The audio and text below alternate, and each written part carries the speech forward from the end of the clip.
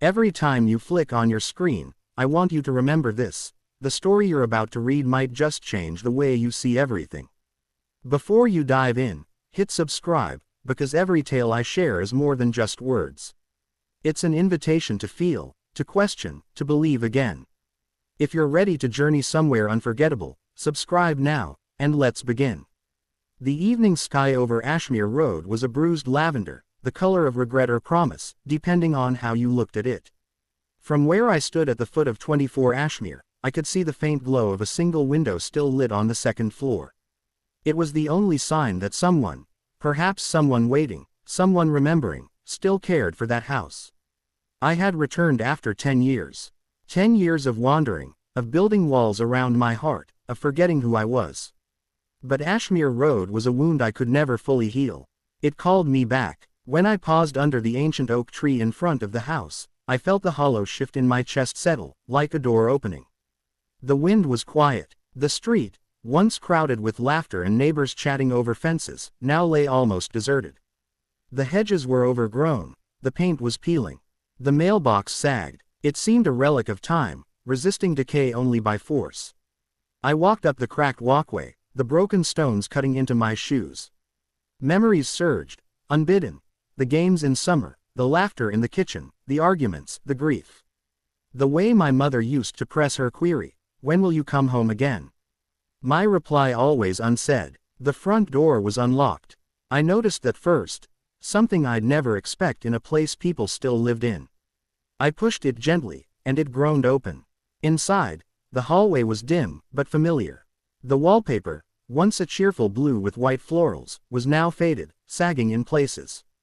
A dusty chandelier hung overhead, bulbs burned out. The air smelled of closed windows, stale tea, and old fabric. I stood there a long moment, gathering courage. My footsteps echoed as I moved toward the living room. The furniture was strewn. A faded sofa with springs poking out, a low table with cracked veneer. On the mantel, dusty framed photographs. A young family, mother, father, my younger sister and me beaming in summer dresses and crisp shirts. I recognized the face of my father, strong and kind.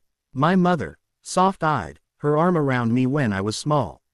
I touched the glass on one frame, it crackled under my fingertips. I inhaled the scent of displaced dust and memory. My fingers trembled. I searched the room. It looked as if time had stopped, but also as if no one had dared to move for years. Then I saw the staircase. It led upward into darkness, a rope of shadow pulling me. And above that, the window on the second floor, still lit. Someone was there. I had to find out who. I climbed the stairs, floorboards creaking beneath my weight. Each creak whispered warnings, but I pressed on. At the top, a hallway stretched before me, doors closed on either side. The light came from the last door on the right, a bedroom. I reached for the doorknob. My heart pounded. When I opened the door gently, the sight struck me like a blow. A woman sat in a wooden chair by the window, back to me. She was slender, hair long and dark, tied with a ribbon. Her posture was rigid. The window beside her overlooked Ashmere Road. The lavender sky framed her silhouette. She didn't turn immediately. She was frozen in time. "Hello," I said, voice barely louder than a breath. Her shoulders shifted. She turned slowly. The face that looked back at me was hers, older, softer, with lines carved by sorrow, but unmistakably hers. My sister, Celia. My breath caught. I had thought she moved away, that we lost touch. But there she was, as if waiting for me all these years. "James," she whispered. I stepped forward, uncertain, worn.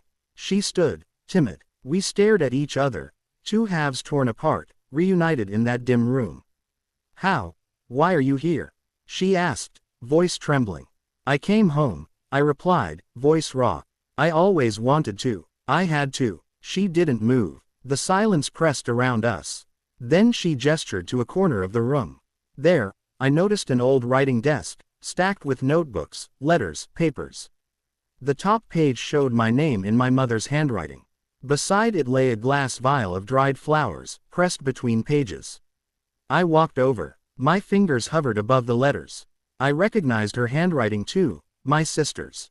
A letter addressed to me, dated years ago, never sent. I picked it up and began to read. Dear James, it began. Greater than I don't know if you will ever see or read this, but I need you to understand.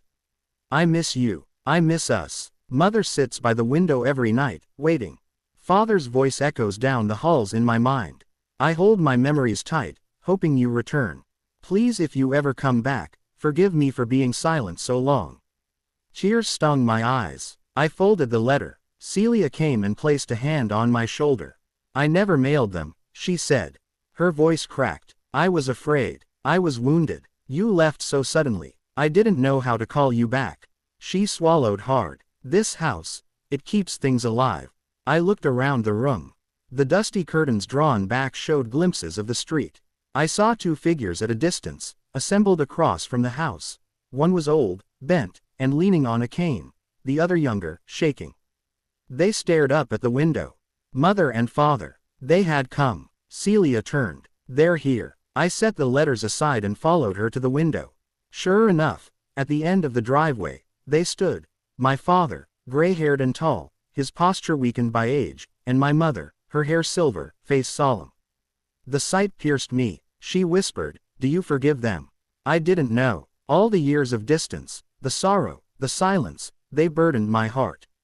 But watching them stand there, vulnerable, waiting in the dusk, I felt something shift inside me. Yes, I whispered back. I forgive them. Celia closed her eyes. I turned from the window. Tears welled in my eyes. She let me hug her. The wall of years collapsed between us. At that moment, I understood. I had come home not just to a house, but to belonging, to roots, to love. We descended the stairs together. Mother and father waited in the living room. The glow in the hallway lighted their faces. My mother's eyes brimmed. My father remained quiet, head down, burdened. I stepped forward. Mom, Dad. My voice wavered. Mother rushed to me, arms trembling. She held me close. The scent of old perfume, the thinness of her arms, the softness of her hair. I wore rough clothes. She smelled of memory and quiet nights. Father stayed back, uncertain. I turned to him. Dad, I said, fisting my hands. I'm sorry. I was lost. I thought I could run from everything. But I realize now, you both suffered too. We all did. He swallowed hard. He stepped forward slowly and placed a shaky hand on my shoulder. Welcome home, son, he said, voice cracked. In that instant, the house exhaled. The weight of years and silence lifted, replaced by awkward hope. Later, we sat in the living room by candlelight. The electricity was long since cut. We spoke slowly, in fits and starts, the years falling away with each word. Celia told me how she stayed in the house, refusing to leave, sending letters she never mailed, believing against reason that I would return. Mother murmured about nights she watched the road, hoping to see a distant silhouette. Father admitted he had lost himself. Without all of us, I apologized for leaving. I explained what I had been through, how the world outside Ashmere changed me, how fear ruled me, how regret haunted me. They listened, sorrow and understanding in their eyes. Outside, the wind shook dead leaves against the windows. In that house, we waited for dawn together, the first real dawn in a long time. When the first light pierced the curtains, I went upstairs to that room again. The notebooks lay there. I opened one at random. Inside, scribbles, poems, drawings, tears disguised as ink. Celia's journey through grief, her fear, her plea to me. I realized then that her silence was her way of coping, not a rejection. I found a page near the end with the words, "I will not wait forever, but maybe enough to see you again." My eyes filled. I closed the book. I understood. I was part of a story larger than myself. My absence had been a wound. My return was the first stitch. We left the house together that morning. The hedges we trimmed, the windows we washed, the paint we touched up. It was a small beginning, but real. We planted new flowers in the garden where older ones had died. I painted the front door a soft sky blue. The mailbox was straightened. The house sighed in relief. Neighbors noticed. A young family across the street peeked and waved. A neighbor who'd moved away came back to see what was happening. The street came alive again. In time, we reopened the house to visitors, memories, laughter. We held dinner under the old oak tree. We lit lanterns. We invited music. And we invited you, whomever you are, into our healing. Because some homes are not just buildings. They are the memory of love and forgiveness, of absence and return. Ashmere Road became more than a path. It became a symbol of the life we chose to reclaim. I stand now on the porch of 24 Ashmere, the sun warming my face. Celia rests inside. Mother's humming drifts from the kitchen. Father sits under the oak, cane leaning beside him. Neighbors stroll by, greeting us. I feel rooted again, grounded again, alive again. If you ever feel lost, if you ever feel you can't return, know this: love is patient. It waits. Memory endures. And you can come back. You always can. If this story touched your heart, imagine the ones yet to come. Hit subscribe right now. Don't let this be the only tale you'll ever read here. Join our growing family of readers who believe in second chances, in healing, in stories that stir the soul. Share this story with someone you care about. Comment below. What does home mean to you? And above all, always remember, you can come back.